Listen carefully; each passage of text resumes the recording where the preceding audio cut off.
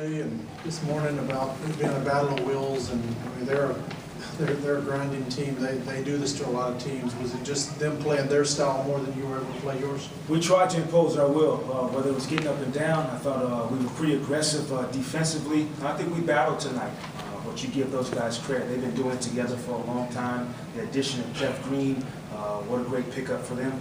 And but our guys battled tonight. Jacque, how did they impose their will? How did they muck up the game, and how much of that was were the fouls that you guys committed, especially in the third? Yeah, I don't think we lost the battle of will. I don't think so. I think overall, though, allow their sets, take up majority of the shot clock. I thought overall we got them late in some shot clock situations where we still contested different shots from those guys, but overall, they're very deliberate. We tried to push the pace a little bit. Got two big boys down that middle, though, that make it pretty tough. Alfred's game, 22 points and 12 assists. Did you say anything to him before the game about maybe wanting to impose his will a little more offensively on them? Was he looking for a shot more? I don't think he was looking for more. I think overall, defensively, their approach to the game of what they were going to give up, I thought he was aggressive in his attack, and he tried to continue to push the pace for us, and sometimes that involved getting to the rim and finishing. The story with fast-breaking teams is that they tend to turn the ball over a lot more just because they're kind of throwing it around. Tonight, Memphis obviously puts a lot of pressure on you defensively.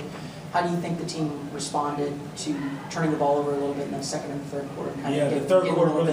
Yeah, the third quarter, guys. I think we had 2 or 3 turnovers in a row. Then you're battling, the whole perspective of conditioning and running up and down and not getting anything out of it. So that part of it, it's going to test us because when you play faster, there's more possessions and more opportunity to turn it over, more opportunity to have good things also.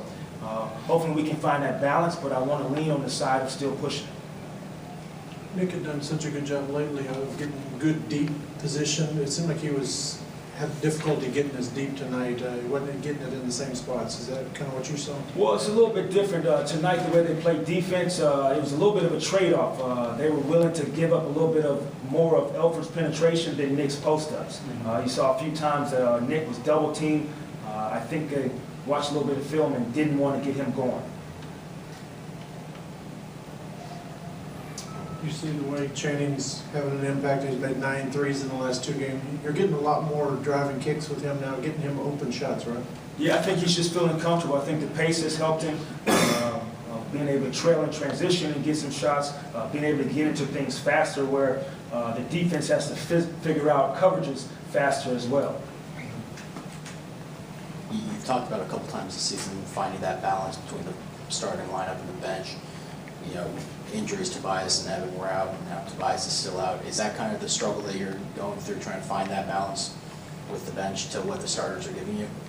Well, I think overall, once we get everybody healthy, we can get a legitimate chance to find that balance with Aaron also. So I think our bench production will increase and improve as everyone gets healthy. And we're still searching for it, but I think we're going to find it.